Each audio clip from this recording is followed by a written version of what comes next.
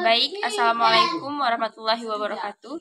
Perkenalkan, nama saya Nada Fajriani dengan NIM 220210008. Di sini saya dari kelas 4A. Baik, di sini saya akan mempresentasikan terkait dengan beberapa materi yang sudah diberikan oleh Bapak. Yang pertama itu ada materi terkait dengan dasar hukum otonomi khusus. Yang kedua itu ada wewenang otonomi khusus, dan yang ketiga itu ada legislasi dan pembagian kekuasaan.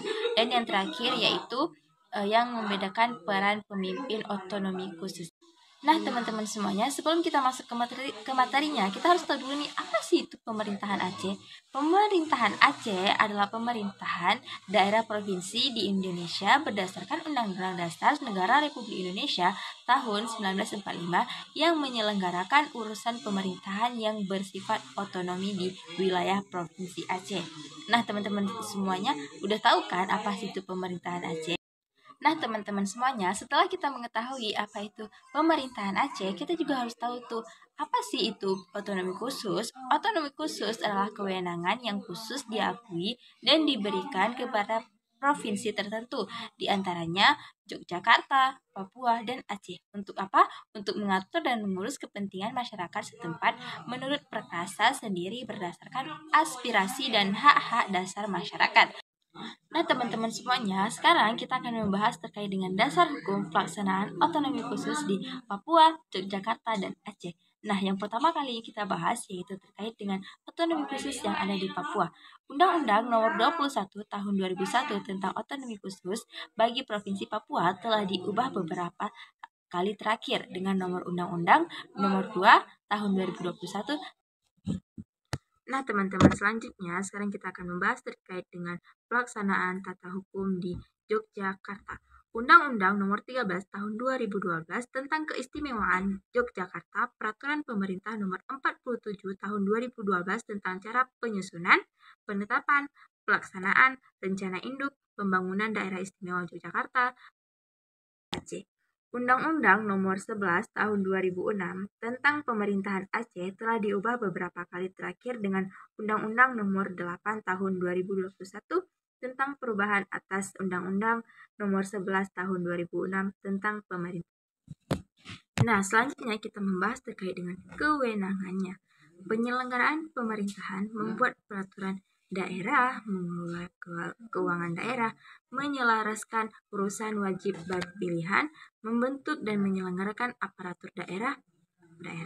Nah, selanjutnya ada pengelolaan sumber daya alam, yang dimana memiliki kewenangan yang lebih luas dan pengelolaan sumber daya alam di wilayahnya, mendapatkan bagian lebih besar dari hasil pengelolaan sumber daya alam sebelumnya.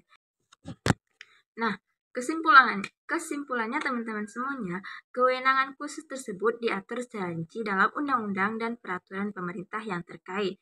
Pelaksanaan otonomi khusus ketiga daerah tersebut masih dalam proses dan terus dievaluasi untuk aktivitas dan referensi. Nah, yang pertama kita bahas itu terkait dengan Aceh, yaitu dengan Wali Nanggro. Bahwasanya di sini Wali Nanggro berperan sebagai peran politik di mana kepala negara dan pemerintah Aceh itu dipimpin oleh Wali Nanggro yang memiliki kewenangan untuk mengangkat dan memberhentikan daerah pejabat. Jika dilihat dari peran agama, Wali Nanggro ini berperan sebagai pemimpin tertinggi di Islam, khususnya pemimpin tertinggi umat Islam di Aceh, yang berwenang untuk mengeluarkan fakta dan peraturan agama serta memimpin ibadah haji dan umrah bagi masyarakat Aceh. Jika dilihat dari peran budayanya, di sini Wali Nanggro berperan sebagai penjaga dan pelindung budaya Aceh untuk melestarikan adat dan tradisi masyarakat Aceh. Teman-teman semuanya, yang kedua itu ada Kesultanan Jogja, di mana Kesultanan Jogja ini berperan sebagai peran politik di mana yang mengatur kepala negara dan pemerintahan daerah istimewa Yogyakarta untuk memiliki kewenangan dan mengangkat dan menghentikan para pejabat, sama seperti sebelumnya seperti di Aceh.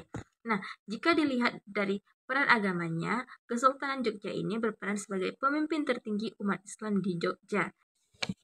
Nah, teman-teman semuanya, yang terakhir itu ada Majelis Permusyawaratan Kepala Suku Papua, di mana di sini Majelis Permusyawaratan Kepala Suku Papua berperan sebagai peran politik untuk lembaga perwakilan adat di Papua yang memiliki suara dan aspirasi masyarakat adat Papua, memberikan masukan dan saran kepada pemerintah terkait dengan kebijakan dan yang berkaitan dengan masyarakat atau adat Papua.